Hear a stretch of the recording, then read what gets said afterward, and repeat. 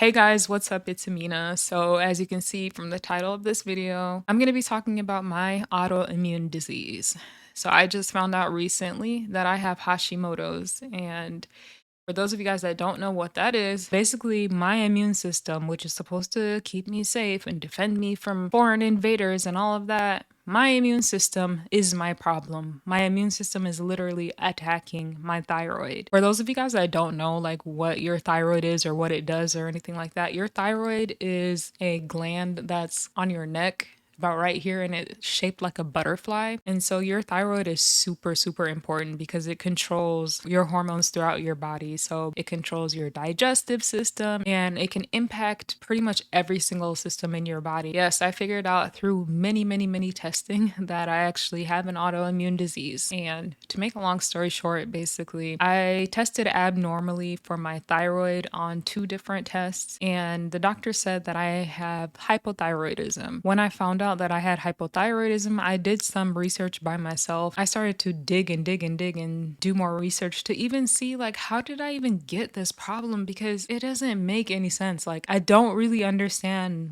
what caused my thyroid to be abnormal. So through my research, I found a lot of people saying something about Hashimoto's. So many videos talking about that, and I'm like, I don't have that. No, I don't have an autoimmune disease. No, mine has to be something else. Then I was like, you know what? Let me just test just to be sure. And the frustrating thing with testing, if you have any sort of thyroid problem, then you'll know Western medicine sucks when it comes to diagnosing your thyroid, because they only rely on one test, the TSH, and they will not test any of your other thyroid hormones. If your TSH is normal, they're not going to even look at the other things. But in the reality, there's a lot of things that should be tested to see if somebody actually has thyroid problems or not. You could have a normal TSH and an abnormal T4 or abnormal T3 or a reverse T3. And for some reason, I don't know why, because this country is so like technologically advanced, right? And so smart at a lot of things, but this is a standard practice in medicine when it comes to your thyroid. So the way that you find out if you have Hashimoto's or not is you have to get your antibodies tested. So I already knew going into it that I was going to have a hard time finding a doctor who would be willing to get my antibodies tested, because in my last lab that I did, my TSH actually came back in the normal range. Doctor's going to say, oh, there's nothing wrong with you, Amena, your thyroid's normal. So what I did is I went and I bought a test by myself through requestatest.com. I purchased a test that would do your T4, TSH, and TPO antibodies. I wanted to see if I have any antibodies, and that will tell you if you have Hashimoto's or not. So ideally, you don't want to have any antibodies in your system. Antibodies is, think of like what the name is, antibody. It's not good. Like it attacks your body. So basically, I paid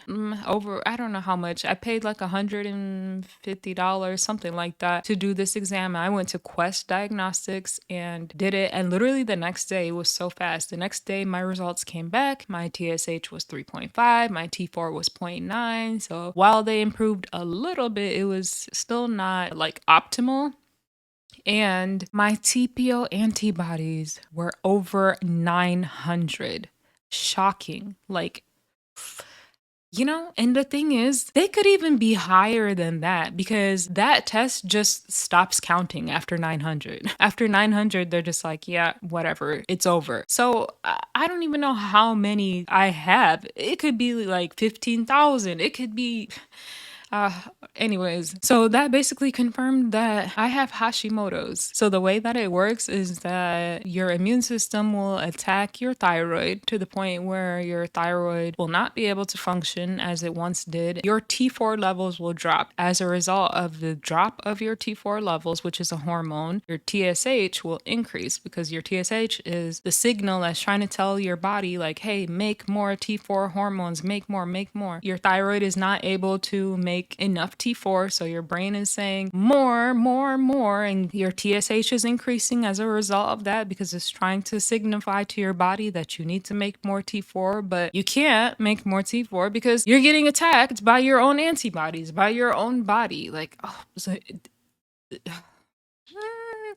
So frustrating. Anyways, because of my TPO levels are so high, it means that I have that much antibodies that are attacking my thyroid. With Hashimoto's, basically the end game is that you will always have hypothyroidism. There is no cure. There is no way around it. You will always, it's not a matter of if you will be cured or when you will be cured. There is no cure. In terms of Western science, there is no cure for this. My thyroid will just continue to deteriorate to the point where I would have to take medication for the rest of my life. That was very frustrating to hear that and to read this literature. Like, I did my own research and I did find that there were things that you can do to kind of calm it down or put it in remission, is what they say. But you can never really actually get rid of it. You can kind of just make it go to sleep. Knowing that, it's just like I'm trying to contemplate whether I just want to take my medication that I bought it. I bought it and I have it at home, but I just haven't taken it yet. It's just crazy because I never would have thought that I had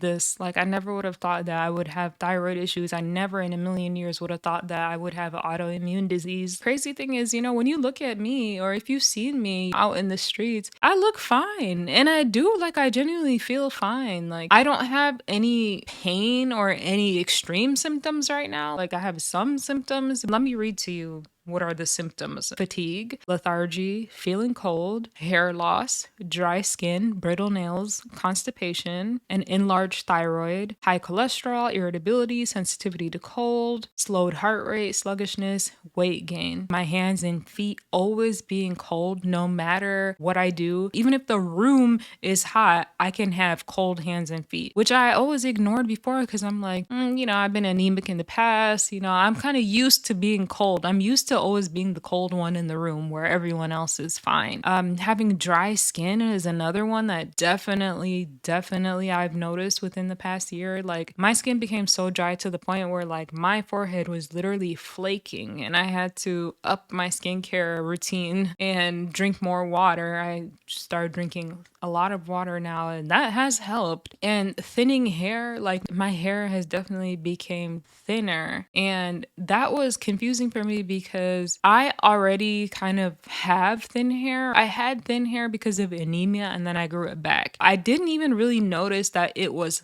thinning until now that I know that I've been having this hypothyroid issue, and I'm like, oh, that's why, like, maybe that's why my hair is like struggling to really come back as full and as thick as it used to be. And the last thing, which is the most frustrating thing in the world, is weight gain. I have gained weight. Back a couple of years ago, my maximum weight would be like 148 pounds. And that's with me eating cake, candy, sugar. Like, that's with me having the worst diet, junk food, like fast foods every day. It would top at 148 pounds. Now I am stuck at 160 pounds and it won't budge. It will not move. That's what I've noticed the most. And it is so crazy to me because I've never ever been that type of person that felt like, why can't I lose weight? I'm literally doing everything that I can. I'm eating at a calorie deficit every single day, and not even intentionally. I just don't eat that much. Like, I've always been that type of person. So I probably at most can eat about 1,300 calories in a day, maybe 1,400. But on average, I probably only get like 1,000. Like, I'm not even eating a lot. I'm exercising and still this weight will not budge. Like, when I tell you how frustrating, I'm just like, what do I gotta do? Do I gotta starve myself? If I starve myself, will my weight go down? Like, I know it's not really that big of a deal because when you see me, you're like, you look fine. It's fine, but it's not, for me, it's not, because it's not normal. I know how my body looks in its normal state, and this is not normal for me. And that's really frustrating. Like, oh my gosh. It sucks, but I'm okay because of all of the autoimmune diseases that you can have, like Hashimoto's has to be one of the easiest ones to deal with. People live with this autoimmune disease. People even have kids with Hashimoto's. So it's not really an issue in that way. Like, it's not going to stop my life. It's not going to stop me from doing anything. It's not stopping me from living life normally, enjoying life, having fun, pretty much doing what I want. No, For other people, though, it is. Like, I've seen other people talk about how they have pain in their joints and they have headaches and constant fatigue. They can't even get out of bed. Like, I'm not on that level. Hopefully, I will never get to that level. But ideally, what they say is that the earlier you can catch it, the better. And you start taking medication. I have 2 bottles of levothyroxine that I picked up from the pharmacy and I still haven't taken it. And I also have Tirosent, which is like another version of levothyroxine, but it's the clean version because levothyroxine has fillers in it, all of the strengths except for the 50 milligrams. So I got my Tirosent just in case I have to take medication. I'm gonna go for like the cleanest medication that there is. And Tirosent is clean. Like, it only has 3 ingredients, whatever. But honestly, like, I'm still not at that point where I feel like I need medication, even though I know some of you guys watching will probably disagree with me and be like, oh my God, like, you are at a chance where you can still get it, nip it in the bud type thing. But I don't know. I just want to see what I can do to bring it down by myself and bring my antibodies down by myself. I've already pretty much changed my entire life and eating an anti-inflammatory diet, no gluten. Gluten is the main thing that you can't eat. So no gluten, which means all bread, and no sugar. And they say no dairy either. But honestly, I don't think I have a problem with dairy. I don't think I have a sensitivity to dairy. And also, I drink raw milk, so it's unpasteurized and unhomogenized. So maybe that's why it's fine with me and my body, but I don't know. So yeah, there's a lot of things that I had to cut out. And as far as my antibodies, trying to get that as low as possible because the normal range is like below 13. So I need to get rid of a lot of those. And so I actually did contact a doctor and I asked them to give me low dose naltrexone, which I did my own research on that. And I found out that it can actually help reduce your TPO antibodies. I paid $75 for that and it's a 90-day supply. So I didn't get it yet. It's going to come in the mail. But yeah, I got low dose naltrexone and then I'm taking a lot of different supplements, which I probably will do a whole supplements video, but not yet. I want to actually see what works and what doesn't before I recommend, take this or take this or take this, because I've literally bought like over 20 things and some of the things, it's in my drawer right here. Like, some of the things I don't like it and they don't work good. And so yeah, when I come back successfully having beat this, I'm gonna make a video and say like what I did exactly. That's pretty much the state of everything. Stay tuned because I'm gonna be filming a lot more videos. Just be prepared whenever you see me like this in this chair. We got some stuff to talk about. But yeah, anyways, that's it for this video and I'll see you guys soon. Bye. Ciao.